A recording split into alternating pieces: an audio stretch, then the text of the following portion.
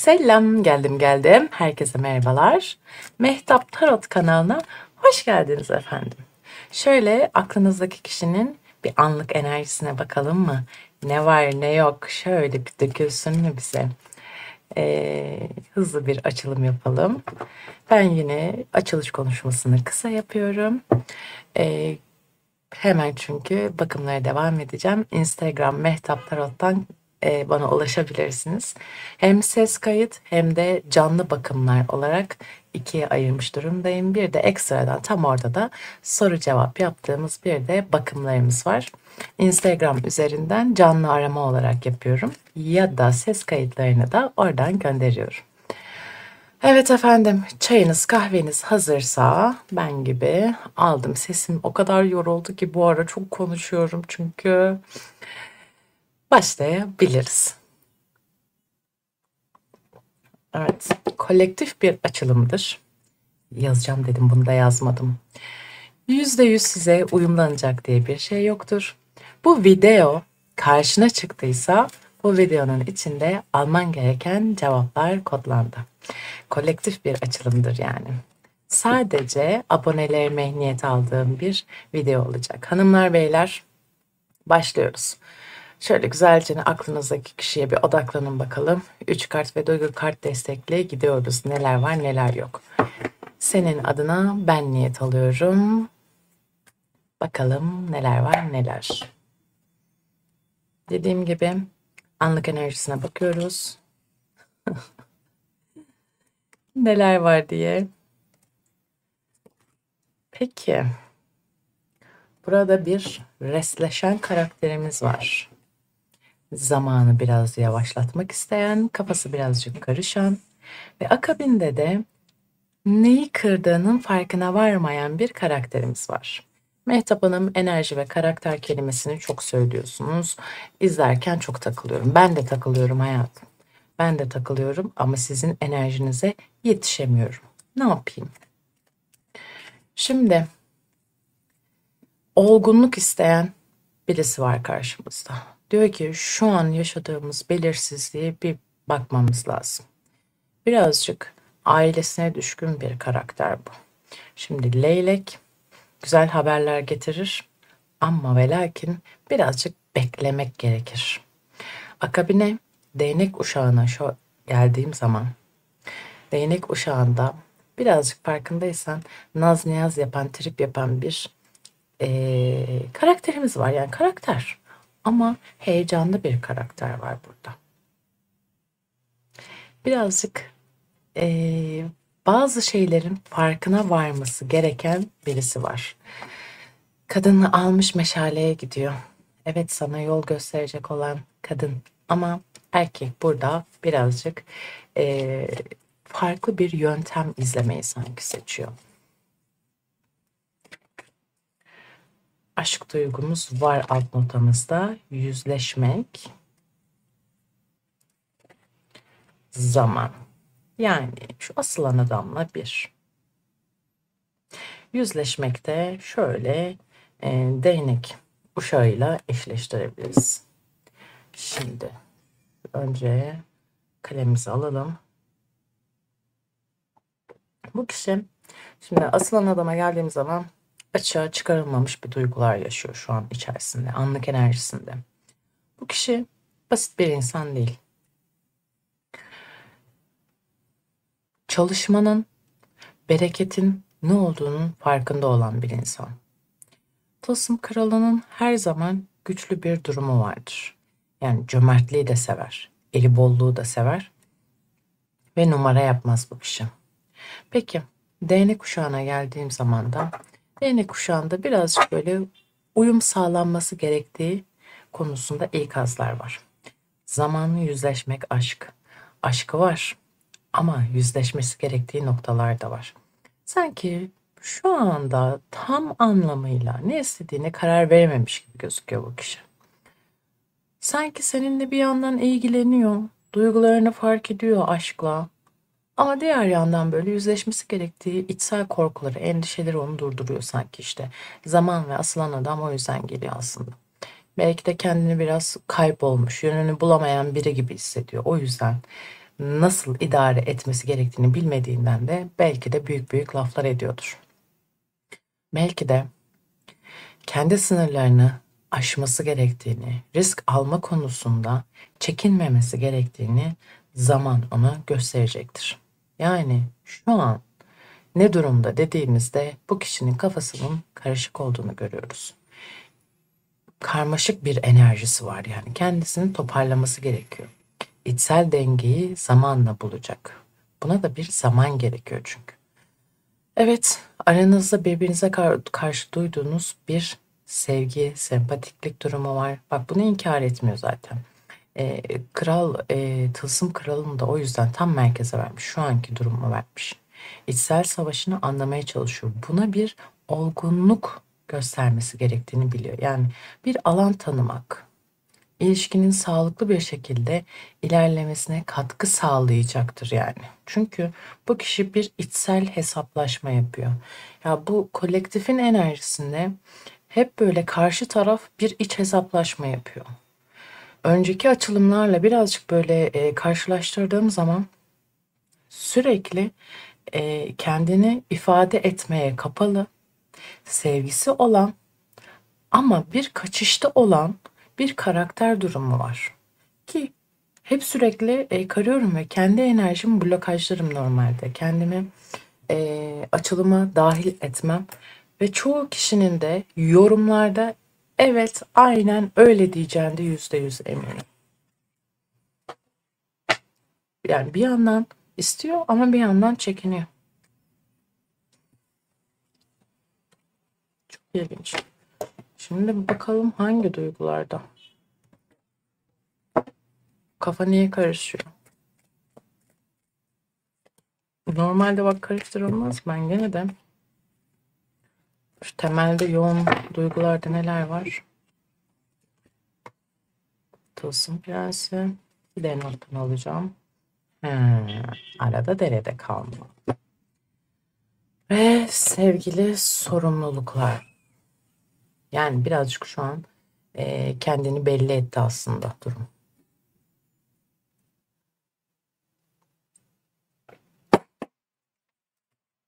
Bu arada ne olur helal edin. Sıcak bir şeyler içmezsem boğazım çok fena oluyor.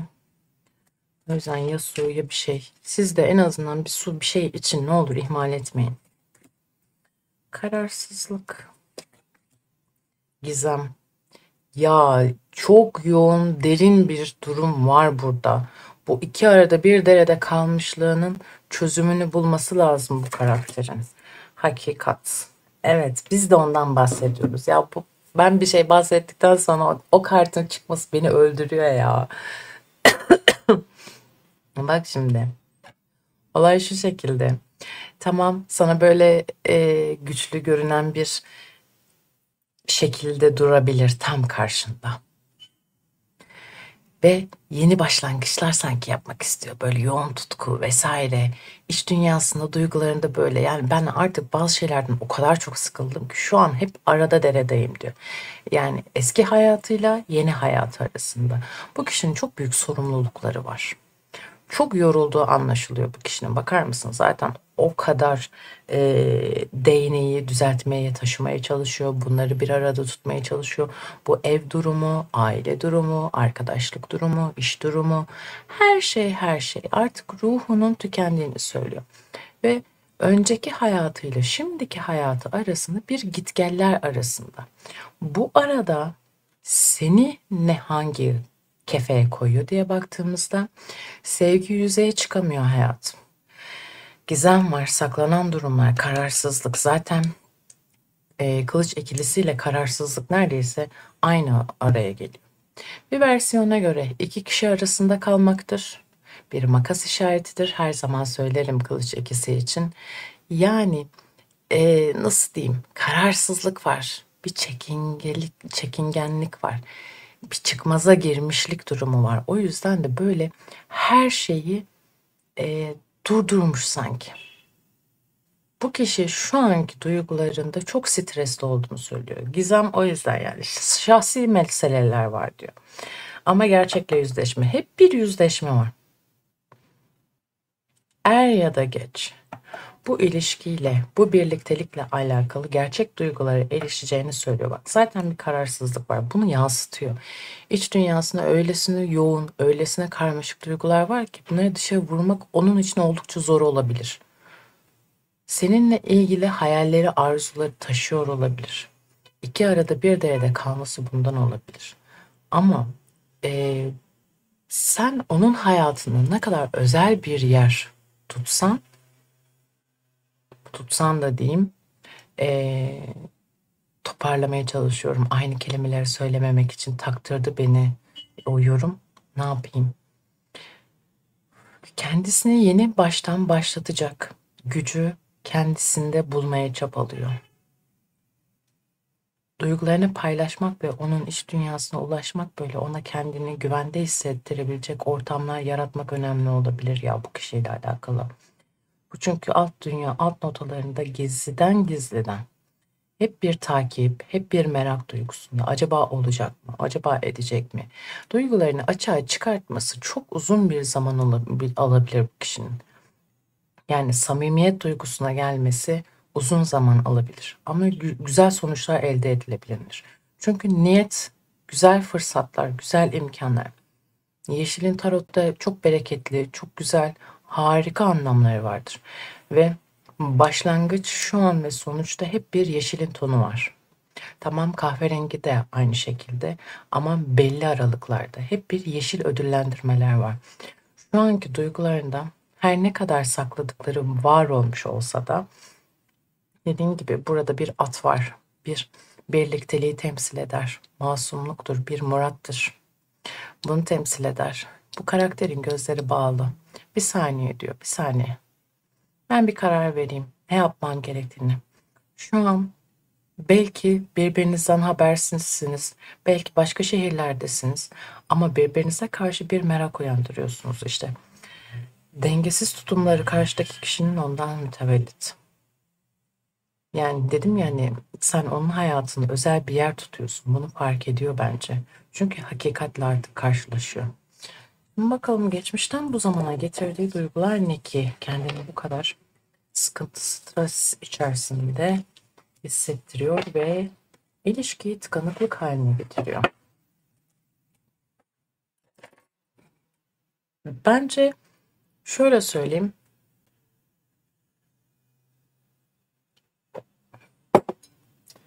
Bir sınav gibi.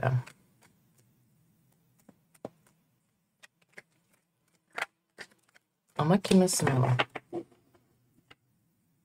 Sınırlar, sırlar var mı? Burada dolu dolu bir aşkımız var. Aşk zaten var.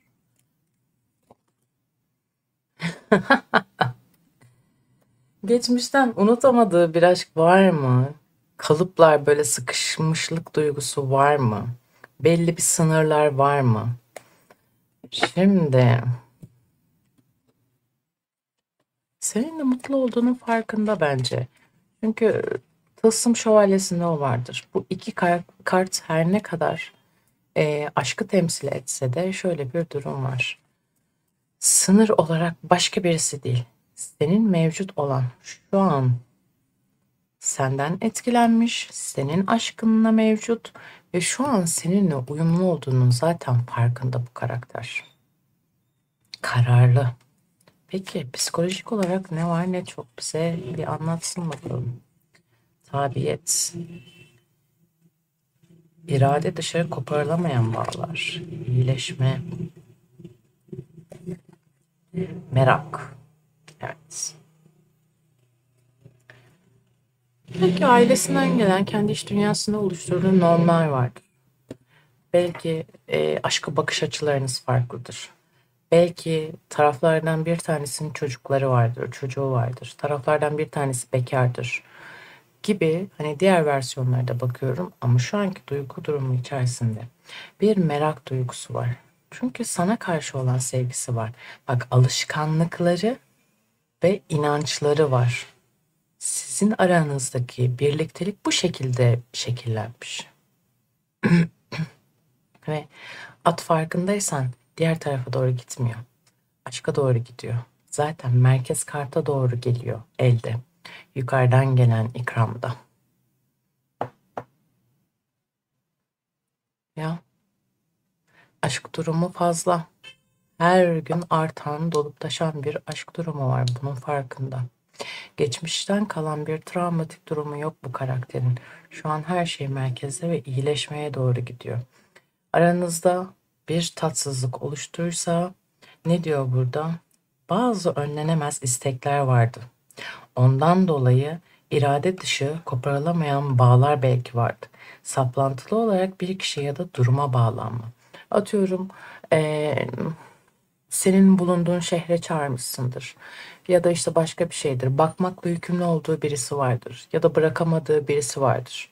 Eee, Ya da ne bileyim o gün izin alamamıştır iş yerinden. Ya da ayarlayamamıştır. Arabaya birisinden emanet alacaktır.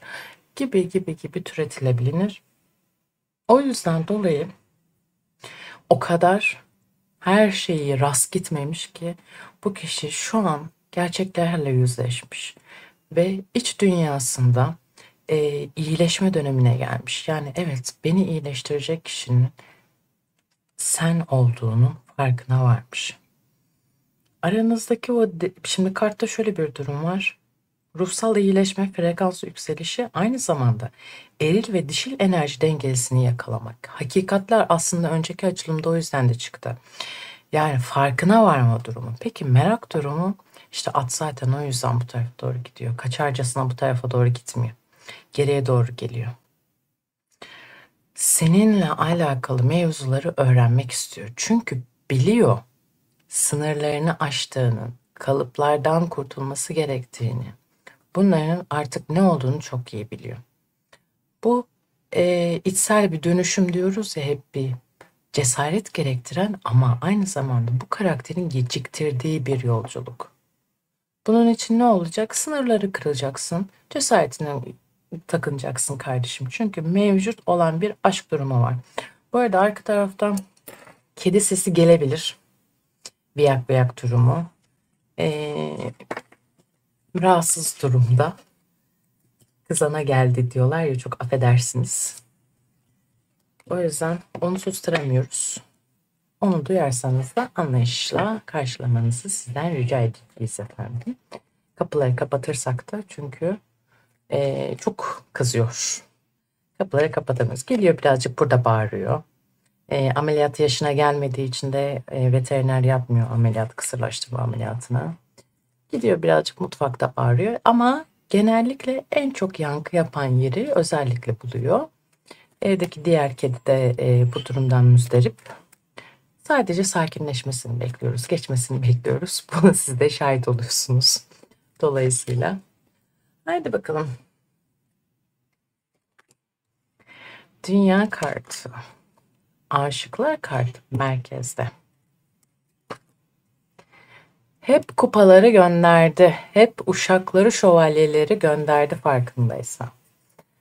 Bazı bir uyanışlar var ama bir çekingenlik de var. Bak, bu onun güzel düşünceleri, planları var. Aşık olduğunun farkında. Aradaki uyumun farkında.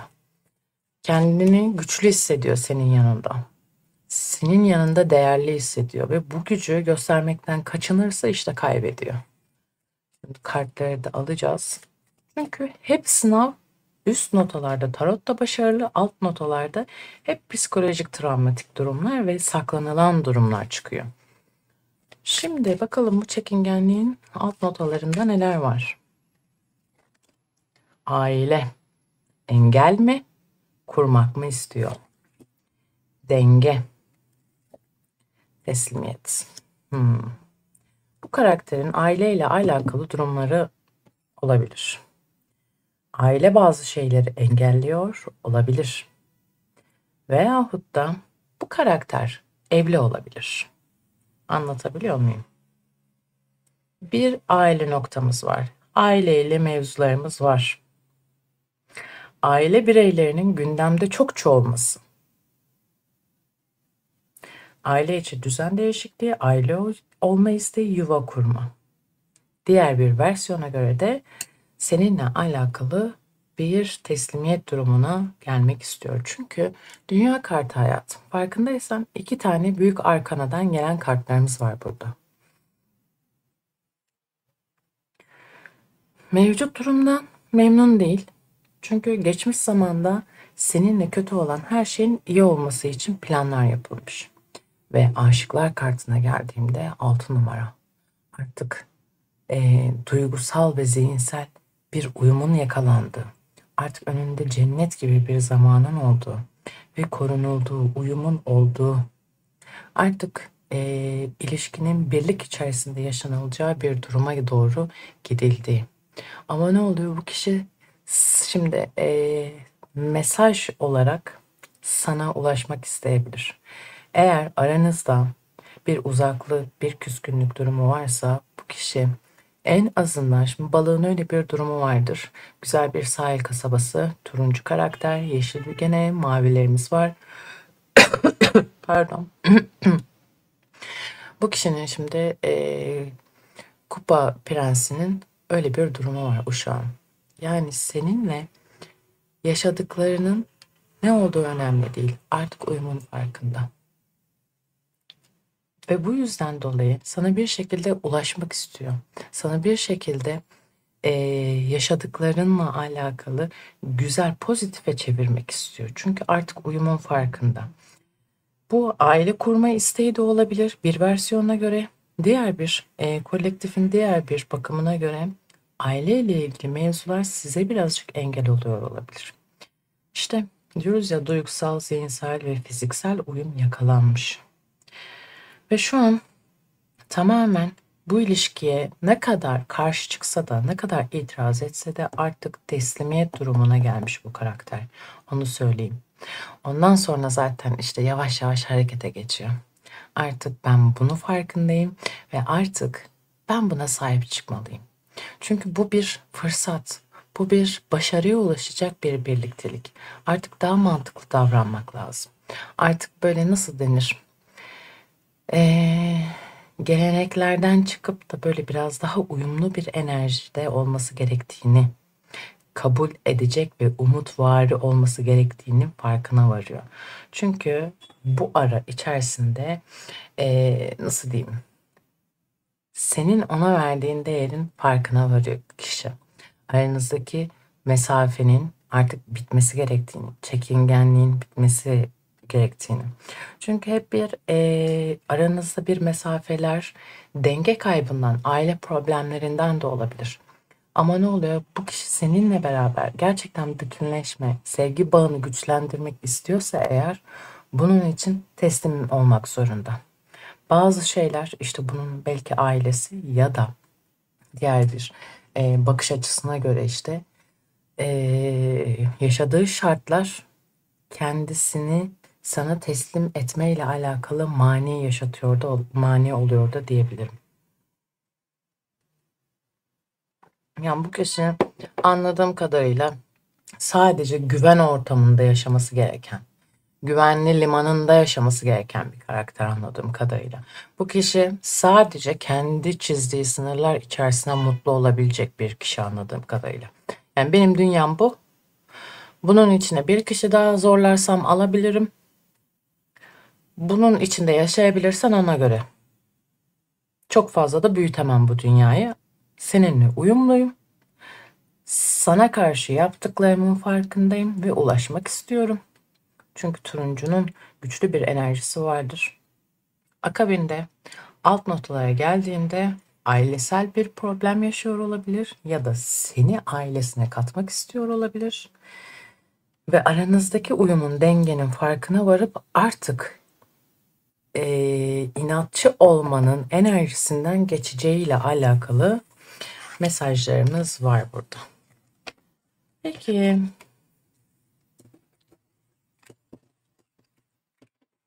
Bir kapı açılır mı? Bakalım mı?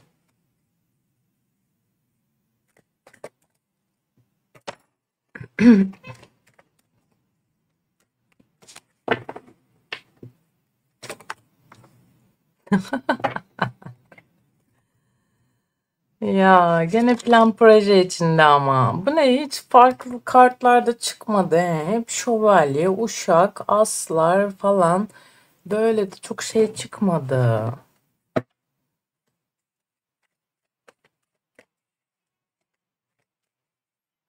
Kontrolünü kaybetmek istemiyor hayatım.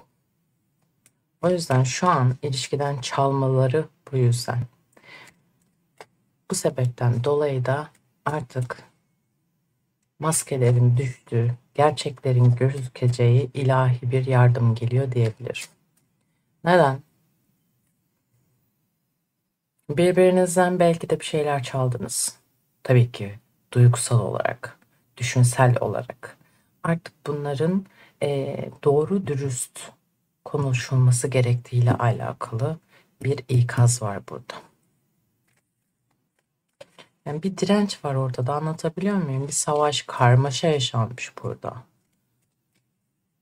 Hep böyle sınırlarını aşmak istiyor. Sen sanki bir yola doğru gitmek istiyorsun ama öyle bir şey söylüyor ki sanki senin bütün fikrini değiştiriyor. Ve bu sefer sen sanki hiç olmadığın kişiymiş gibi hiçbir şeyi istemeyerek yapıyorsun belki de. Ama işte diyorum ya, oh Satürn Koç'a geçiyor, oh canıma değsin, ilahi adalet devreye giriyor. Birazcık sabırlı davranman gerekiyor yani. Üzüntü, vuslat peşinde bırakmıyor yani. Güven. Peki, şimdi aranızda gerçekten büyük bir karmaşa var, onu bir bilelim. Hem üzüntü duyuyor, hem kavuşmak istiyor, hem de aranızda kuşku duymadan inanılmak istiyor. Yani ben bunca zaman hep beni kullandılar, beni hor gördüler, ilişkiye bir türlü adapte olamadım ya da birlikteliğe bir türlü adapte olamadım. Draması değil, bu adam ya da bu kadın doğru söylüyor, haberiniz olsun. Yani bir direnç var. O yüzden alma verme dengesi bozuk bu ilişkide. Sabırlı davranmalısınız, dediğim bu. Bu birlikteliği, sevgi bağı güçlendirir. Ama içten içe sürekli bir üzüntü yaşarsınız. Onu da söyleyeyim. Bu karakterin sevgiyle yaklaşması mümkün mü? Mümkün. Çünkü hep saraylılardan gönderiyor ve hep yolunu kesiyor. Kartlar olarak. Yani ben senin etrafında kendimi güvende hissediyorum, sevildiğimi fark ediyorum. Bu direnç yerini sevgiye, güvene bırakabilir. Çünkü senin duygularını nasıl diyeyim ya? Eee, Sen belki de artık hani benim inancım kalmadı dediysen seninle bütünleşip bütünleşmeyeceğini o zaman fark etmiş olabilir bu karakter. Biraz işte belki jeton geç düşüyor da diyebilirim ya. Bakalım son bir hanemizde ne var? Neler var? Potansiyel nedir?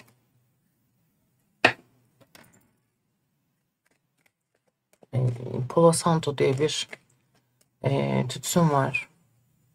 Bazı duyuları aktifleştirmesi için onu yakıyorum.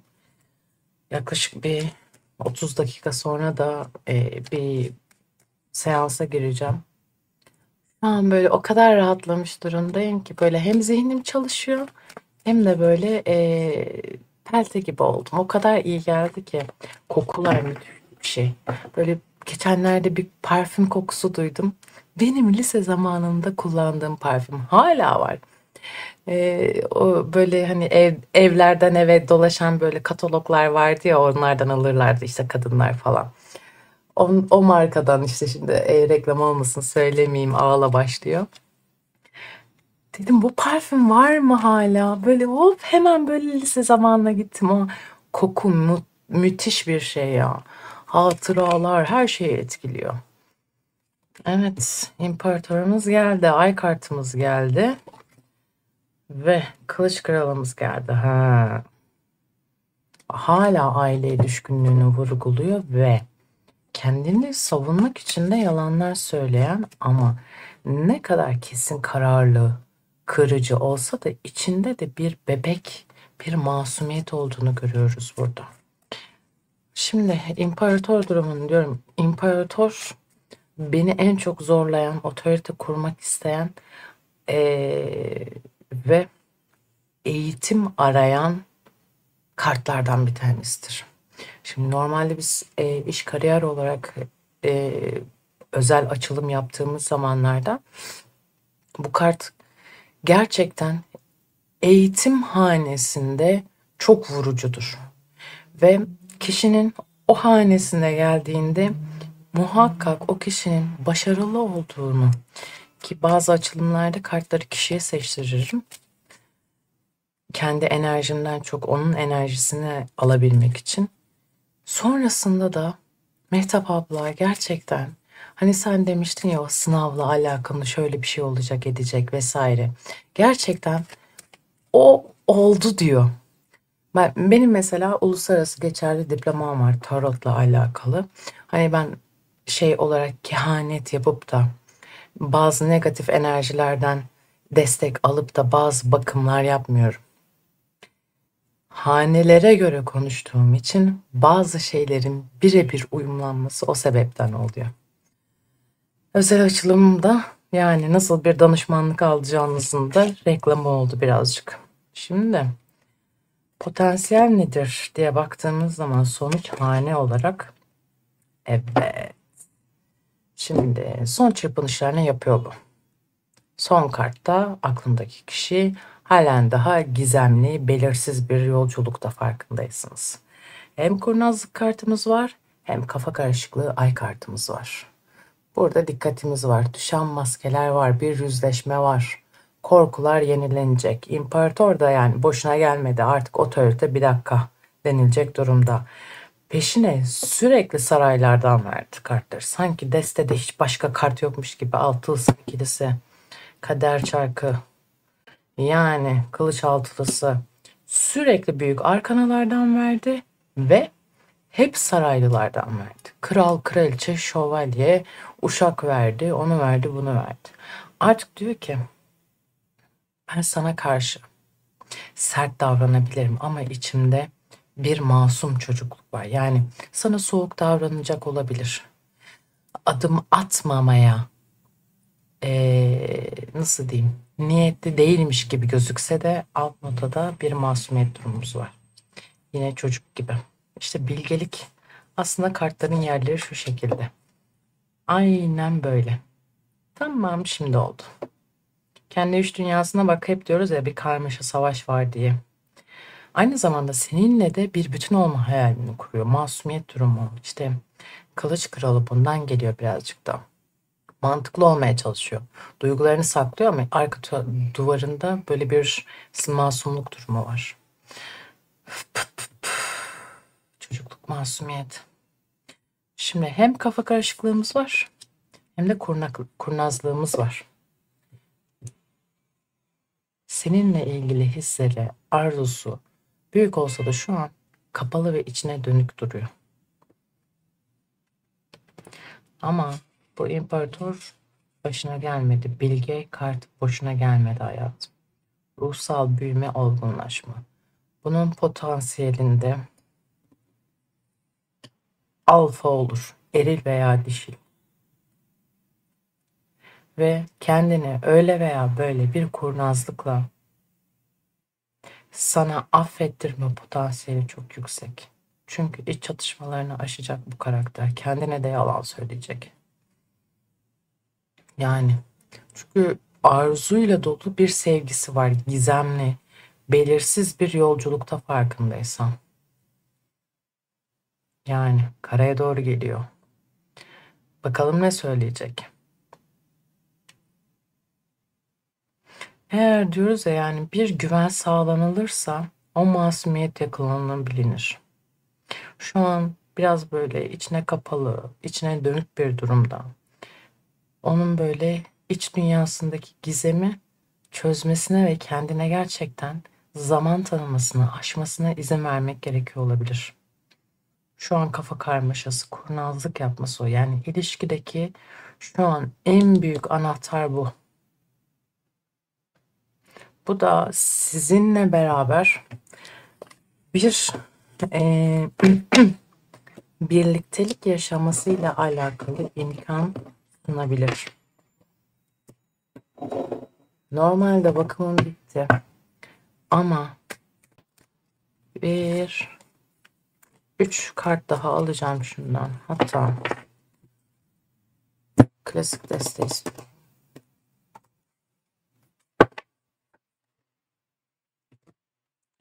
Neticeye vardırmadım. Tamam. Şovunu yaptın. Ama son tahlilde durum ne? Bakalım. Aşıklar. Ölüm. Değnek olmusu. Kupa yedilisi. Joker. Toksik bir ilişki değil. Şu an üzerinde gerçekten sorumluluk var. Ölüm her zaman bir bitiş değil. Yeni bir boyuta geçmeyle alakalı. Yeni bir farkındalığa varmak. Etraftakiler farkındaysan hepsi yerle bir. Artık karakterler yüz yüze.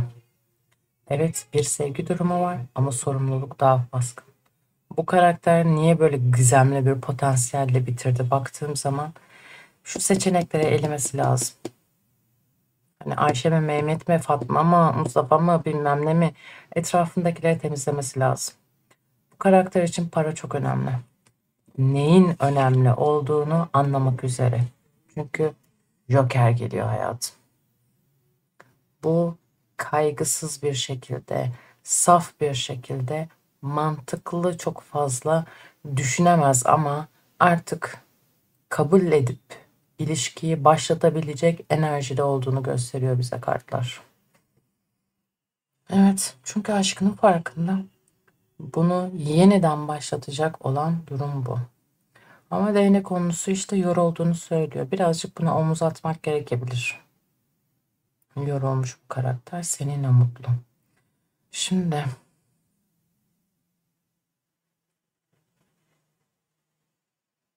yani kafa karışık mı bakıyorum. Kalbi seni istiyor. Yani eğer bekliyorsan ve sen bunun farkındaysan, ne seçim yapacağını merak ediyorsan hayatım bunlardan temizliyor kendini. Kendini temizliyor. Ve hep de bir şans durumu var senden yana. Dikkat etmek lazım. Hanımlar beyler, özel danışmanlık için Instagram Mehtap Tarot'tan bana ulaşabilirsiniz. Kendinize dikkat edin efendim. Şimdiden iyi tatiller diliyorum. Hoşçakalın. Bir sabah unutamadım, birden dünyam karardı. Profil resmin yoktu, kalbim çok yaralı.